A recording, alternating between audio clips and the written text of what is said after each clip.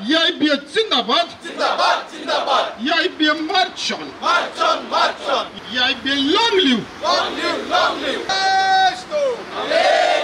EIBM march on अरे bank विलीनीकरण धोका है आउटसोर्सिंग हाडून पाडा बेरोजगारांना काम द्या।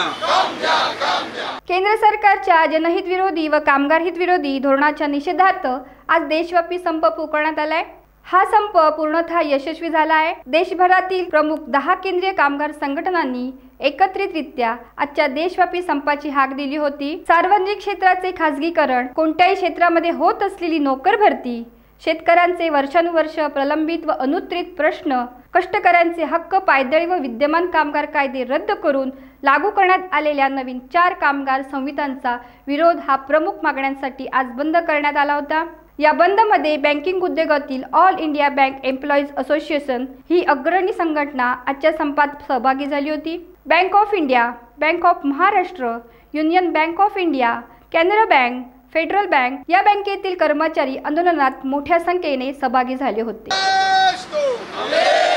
EIBM march on अरे बैंक विलीनीकरण धोका है बैंक विलीनीकरण धोका है आउटसोर्सिंग हा धोका है आउटसोर्सिंग धोका है आउटसोर्सिंग हाडून पाडा बेरोजगारांना काम द्या बेरोजगारांना काम द्या।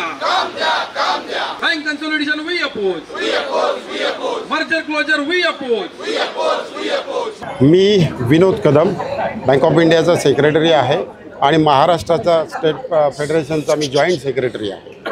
आजचा हा 9 जुलैचा स्ट्राईक जो प्रामुख्याने आपण इथं करत आहोत, या स्ट्राईकमध्ये भारतातला हा देशव्यापी संप आहे, हा जनरल संप आहे। भारतामध्ये भारतीय मजदूर संघ सोडल्यास सगळ्या केंद्रामधील ज्या कामगार संघटना आहेत, स्टेटच्या सगळ्या संघटना आहेत, यामध्ये सामील आहे।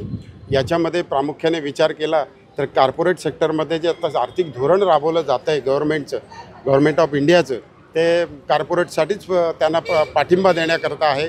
गरिबांसाठी त्यांना काही करता येत नाही आहे, मजदूरच राहतो आहे, त्यांच्यासाठी काही करता येत नाही आहे। याकरता हा स्ट्राईक केला गेलेला आहे।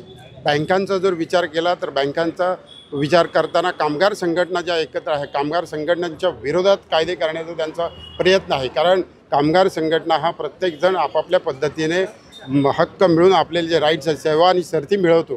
कारण संघटनांवरती जो कामगार संघटनांनी जर संप केला तर त्याला विरोध केला जातो।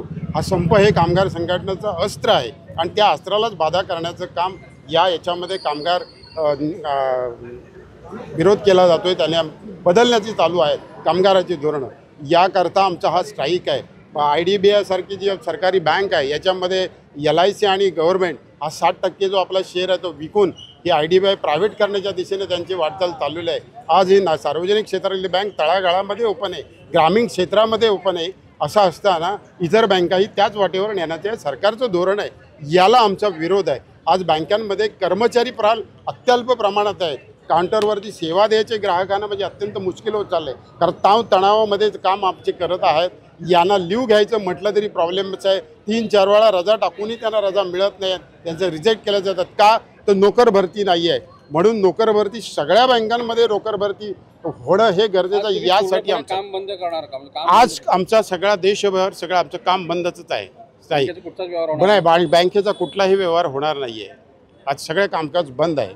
टाइम्स डिजिटलला लाईक करा, शेअर करा, सबस्क्राईब करा आणि बेल आयकॉन दाबायला विसरू नका। Times digital.